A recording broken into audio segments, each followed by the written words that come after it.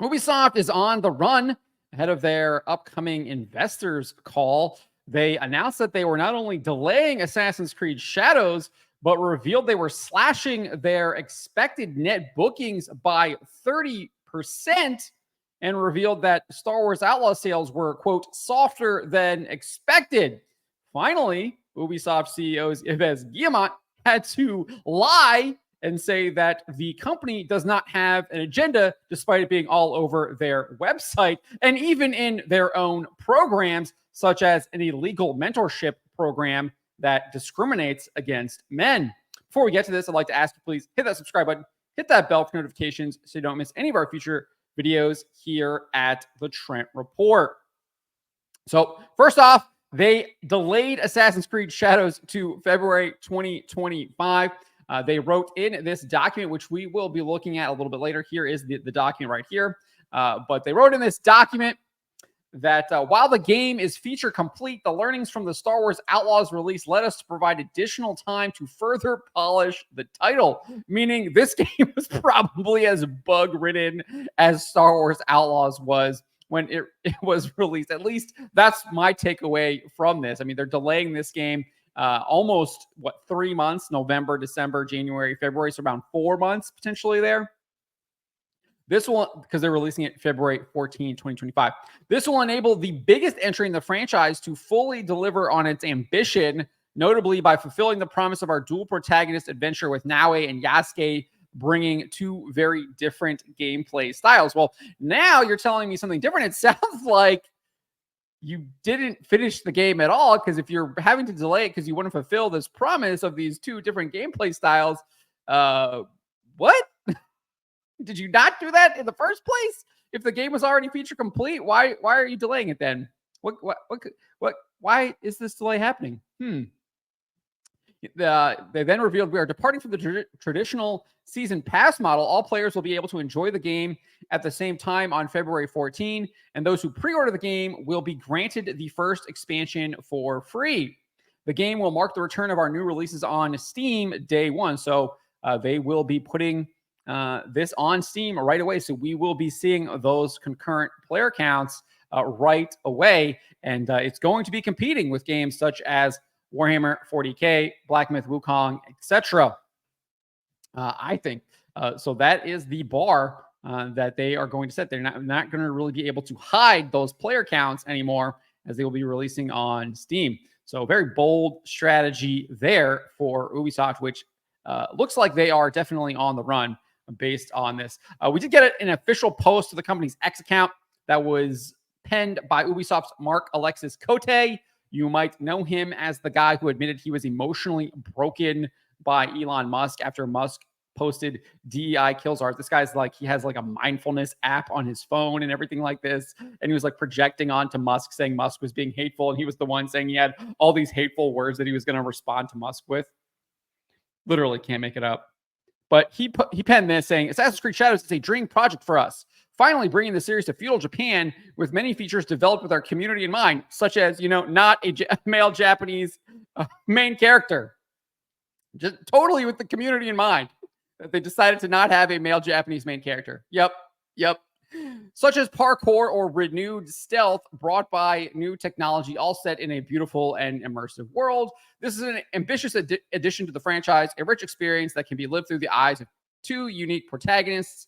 But we realize we need more time to polish and refine the experience, pushing further some of our key features. As such, we've made the decision to postpone the release date to February 14, 2025. The game will release on a broad range of platforms, including Steam at launch. Additionally, pre-orders will be refunded, and all future pre-orders will be granted the first expansion for free. So they're refunding pre-orders for the game as well, since they are delaying it. Oof. Who did refunds recently? Oh, it was Concord. That's right. When they shut the game down after 2 weeks. Oh, this is not good company to have. He then added this: we understand this decision will come as disappointing news, especially to those who've been waiting patiently for an Assassin's Creed game inspired by feudal Japan. What was really disappointing news is when you announced that you wouldn't have a male Japanese protagonist in a game set in feudal Japan. But we sincerely believe this is in the best interest of the game and ultimately your experience as a player. Rest assured, we are looking forward to the moment you will embark on a memorable adventure with Naui and Yasuke. Until then, we thank you for your ongoing support. So you can see there is the post right there. Obviously, this confirmed speculation from Tom Henderson at Insider Gaming, where he speculated that the game was going to be delayed after they pulled it out of the Tokyo Game Show and reported that they had pulled reviews from press outlets. And then he speculated this, saying at the time of writing, Assassin's Creed Shadows is still scheduled to release on November 12th, 2024. However, the recent announcements may suggest that the game might be delayed. Obviously, that turned out to be true, as they have delayed this game to February 14, 2025. So not only have they delayed Assassin's Creed Shadows to February 2025, but they revealed that Star Wars Outlaws sales are softer than expected, and they slashed their net expected bookings for Q2 by 30%. 30%. I mean, massive number there. So, as I said, this is citing this document right here, which we will get to in a little bit, but they initially had projections for fiscal year Q2 of 500 million euros, and now it's down to 350 to 370 million. It's absolutely terrible. You can see this right here. It's in the first paragraph. Let me blow this up a little bit. It says net bookings for the second quarter stand at around 350 to 370. It was previously 500 million. If you go 500 to 350, that is a 30% decline. That is absolutely atrocious right there. But that is what they did. They slashed that. And they said the reason why they cut that number by 30% is a reflection of decisions taken for Assassin's Creed Shadows and the softer than expected launch for Star Wars Outlaws. So I'm not really sure what Assassin's Creed Shadows has anything to do with it, because that was releasing in November, which I think is their Q3, not their Q2. But maybe I'm wrong on that, because I think the brunt of this is clearly Star Wars Outlaws sales being absolutely terrible. So Ubisoft then reiterated that sales for Star Wars Outlaws were not good. They shared this. Despite solid ratings, Metacritic 76, and user scores across the first-party and Epic stores 3.9 out of 5, that reflect an immersive and authentic Star Wars universe, Star Wars Outlaws' initial sales proved softer than expected. In order to fix those poor sales, they said this. In response to player feedback, Ubisoft's development teams are currently fully mobilized to swiftly implement a series of updates to polish and improve the player experience in order to engage a large audience during the holiday season to position Star Wars Outlaws as a strong long-term performer. I think that ship has sailed. I don't think even if they do fix all the bug fixes and things like that, I just don't think that people are interested in playing a gender-swapped Han Solo in this game. I think if you actually had people playing as Han Solo, it probably would have been much better sales-wise, and people might be more interested in this. But you chose to do K-Best. You chose to push the Lucasfilm feminist agenda. The Force is female. All of that nonsense. You chose to get in bed with Lucasfilm and the Walt Disney Company. And they did announce that they do plan to release the game to Steam on November 21st. So we'll get to track those player counts for this game as well when it comes out in November. Ubisoft CEO Yves Guillemot also said this: our second quarter performance fell short of our expectations, 30% short. I mean, talk about falling short, prompting us to address this swiftly and firmly with an even greater focus on a player-centric gameplay-first approach and unwavering commitment to the long-term value of our brands. Well, why were you not doing that in the first place? Why were you not having a player-centric gameplay-first approach? Were you not doing that? Clearly you weren't. We know this because you were focusing on diversity, equity, and inclusion. Although you call it diversity, inclusion, and accessibility, it's all over your website. It's also in all of the statements that a lot of your executives make as well. You literally hired Kim Belair. She used to work for you, the CEO of Sweet Baby Inc. He also announced the company plans to launch a review of the company. He says, beyond the first important short-term actions undertaken, the executive committee, under the supervision of the board of directors, is launching a review aimed at further improving our execution, notably in this player-centric approach, and accelerating our strategic path towards a higher performing model to the benefit of our stakeholders and shareholders. We're just now doing a review, and we're the ones that are going to be reviewing ourselves to determine if we're failing or not. Oh my gosh. This is absolutely terrible. Just terrible. This is like Bob Iger reviewing the Walt Disney Company. This is literally Bob Iger saying we don't have an agenda. Yeah, we've got dudes dressed up as women greeting people at the Bibbidi Bobbidi Boutique. And that's exactly what this guy says. It's exactly what this guy says. So it's right here. Let's go down to the bottom of this. He has this like whole address here. But Yves Guillemot, he says this. Finally, let me address some of the polarized comments around Ubisoft lately. I want to reaffirm that we are an entertainment-first company creating games for the broadest possible audience, and our goal is not to push any specific agenda. We remain committed to creating games for fans and players that everyone can enjoy. What an absolute load of garbage, just straight up lying to investors in this statement. Does he not think that people can not go to his website and see that you do have a specific agenda? Because we can do that. Let's do that right now. Here we are, Ubisoft's diversity, inclusion, and accessibility page on its website. Our vision to create a video game, Ubisoft's teams around the world work together to push the boundaries of what's been done before and build an unforgettable experience for players. The journey from concept to launch requires collaboration, passion, and commitment. We learn as we go, trying and failing and trying again before we get it right. That some creativity, growth mindset, and dedication form the foundation of our approach to diversity and inclusion, that same creativity. To truly have an impact, we must leverage innovative ideas and diverse perspectives to continue building a company in an industry that is welcoming to all. Our vision of diversity and inclusion is multidimensional. That's why we've designed a strategy centered around 4 pillars: colleagues, culture, content, and community. For Ubisoft, putting diversity and inclusion at the heart of everything we do means providing an environment where employees can thrive, building open-minded communities where players can connect, and creating games that reflect the diversity of the world we live in. But they don't have an agenda. They don't have an agenda yet. They're putting diversity and inclusion at the heart of everything they do. Sounds like an agenda to me.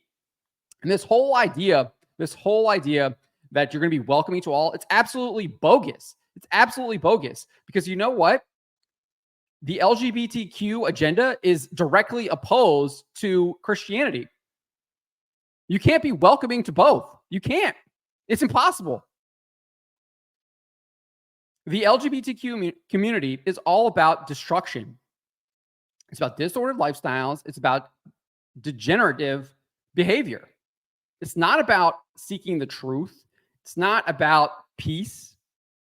It's the opposite of that.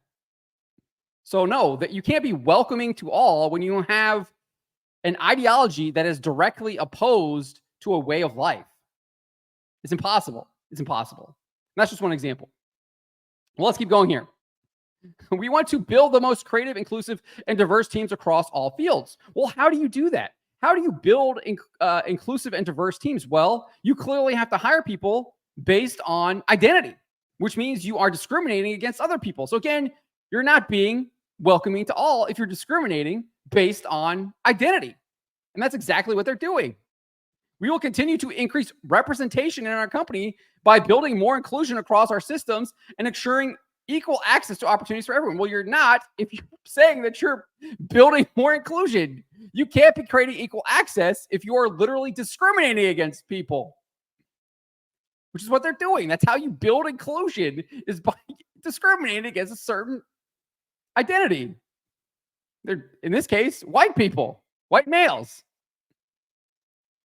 We will keep fostering a culture of inclusion where our teams feel seen, heard, and valued. To support this, we will empower global and local employee resource groups to support global teams as they develop their understanding of inclusion and strengthen belonging for all. Again, it's impossible.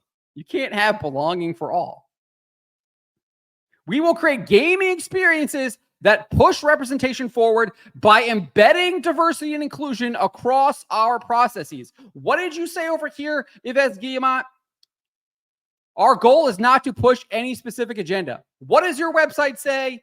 Gaming experiences that push representation forward by embedding diversity and inclusion across our process. You're a liar. You're a liar. Your website literally says you have an agenda. Your agenda is to push diversity and inclusion and offering access to resources that help teams to build more authentic, inclusive, and accessible gaming experiences. This is why Yasuke is your main character in a game set in feudal Japan. This is why you chose not to have a male Japanese character in Assassin's Creed Shadows, because you want to push representation forward by embedding diversity and inclusion across our processes. You literally released videos of this game showing Yasuke executing people to rap music. Don't tell me you don't have an agenda. We will set the standard for inclusion for our teams, players, and partners, and will collaborate with leading organizations to expand our knowledge, grow our reach, give back to the community, and champion inclusion in our industry. Our goal is not to push any specific agenda. Champion inclusion in our industry. So it's not even in their own company. They want to spread this to the entire video game industry. Who else wants to do this? Sweet Baby Inc. and Kim Belair. And what does Sweet Baby Inc. really want to do? What did we find out? What did we find out from Cameron Wild, one of their employees? Their goal is to burn the video game industry to the ground. That's what we're dealing with here. This guy literally has policies at his company that wants to destroy the industry that the company operates in, and he thinks they don't have an agenda. I mean, man, they definitely need to do a review, because he seems to be completely unaware of what is actually happening at his company. And I think that further reinforces the Slovakian financial group that says this guy needs to go. He's clearly incompetent. He's straight up lying to people right here.